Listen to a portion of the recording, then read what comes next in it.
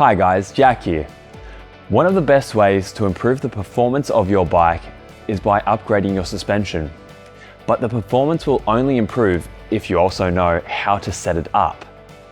Today we're going to talk about the different aspects of suspension setup. But first, let's talk about the different types of suspension. Generally, suspension will come with two different types of spring.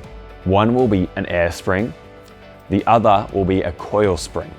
Air springs allow for easy adjustment of the spring rate in your suspension, allowing you to fine-tune it and set it up for yourself a lot more easily. With coil suspension, you need to replace the entire spring on your suspension to be able to adjust it to suit your weight and riding style. The advantage of going coil though is that it will give you a much more supple and planted feel with your bike. Generally speaking, most bikes will come with air suspension both for the forks at the front of the bike and for the rear shock.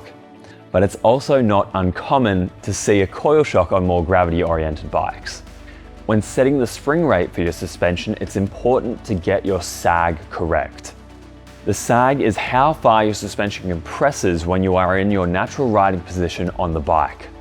A good sag range on your fork will generally be about 15 to 20% of the fork's travel.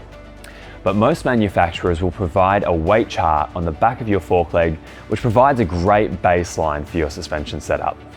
For the rear shock, it can be a little bit trickier because each bike will have a slightly different leverage ratio.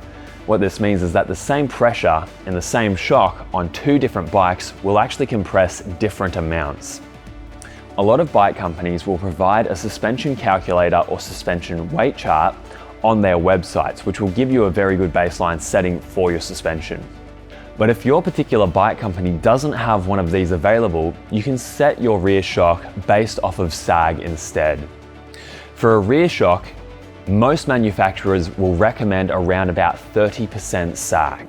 This will mean that your shock will sit 30% of the way into its travel when you are in your natural riding position. Once you've got your sag dialed in, it's time to start tuning the damper. The damper is what controls the rate or speed at which your suspension will compress or rebound. Depending on your suspension, you may have varying levels of control over your damping. Some basic suspension may have no damping tunability at all. And on the very highest level suspension, you will have both high speed and low speed compression as well as high speed and low speed rebound. The compression, as the name might suggest, affects how your suspension will compress. It is usually color coordinated as the blue dial on your fork or rear shock. A lot of suspension will have very simple adjustments for your compression, having just 2 or 3 positions from an open or fully active point all the way through to a firm, supportive position. This makes it quick and easy to adjust your suspension on the fly to suit different trail conditions. You can have it fully open for your descents, you can get nice and rowdy, and then when you get to the bottom of the hill, you can flick it around to that firmer compression setting to make it a little bit more supportive to climb back up the hill. Some suspension will take this a step further and give you a low speed compression adjustment as well. Low speed compression affects those low speed scenarios. For example, when you're pumping the bike or railing a fast berm. Dialing up your low speed compression or adding compression can help keep your suspension from diving into its travel on high speed corners or off the takeoff of jumps. But it will mean that your suspension isn't quite as supple. So as a starting point, it's not a bad idea to start with it backed off a little ways and then dial it up as you feel you need it. Some suspension models will also have a high speed compression adjustment. Again, this is just affecting the high speed scenarios. For example, if you were to huck the flat off of a jump, dialing up that high speed compression can give you more support in those sorts of scenarios and help resist bottom out. But on the flip side, it will still give you a slightly harsher and less supple ride. It's also not a bad idea to start with that wound fairly far back and then wind it on as you feel necessary. Next, we're going to talk about rebound. Your rebound affects how fast your suspension comes back out after it's been compressed.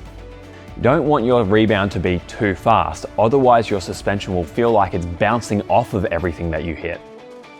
But you also don't want it to be too slow, otherwise it will pack up into the top of its travel and won't have enough time to come out between each hit, leading to quite a harsh ride. Instead, you want to set it up somewhere in the middle where it's still nice and reactive, but not out of control. A lot of suspension will just have the single rebound adjustment, but some will come with, again, high and low speed adjustments. The low speed rebound is going to be what is affecting your suspension the majority of the time you're riding. The high speed usually only comes into play when you've had a very large impact and your suspension has compressed most of the way through its travel. When it starts to expand back out, or rebound, it'll expand quite quickly, thus coming into play with a high speed rebound. Dialing up your high speed rebound can help give you more control in these sorts of situations. While we can get a good baseline setting at home, there's nothing better than taking your bike out on the trails to get it really dialed in. Go out and find a trail that you like to ride that is a good representation of the majority of riding that you do. Do repeated runs of this trail, making just one adjustment at a time. This will get your suspension feeling dialed in no time. If you are looking to get a little bit more out of your bike and want to consider upgrading your suspension, there's never been a better time to do it. Until the end of August, we have free install on all Fox suspension, as well as 10% off all the 2022 models left in stock. So come check out our range in store or online and have a chat to us about how we can get you running smoother.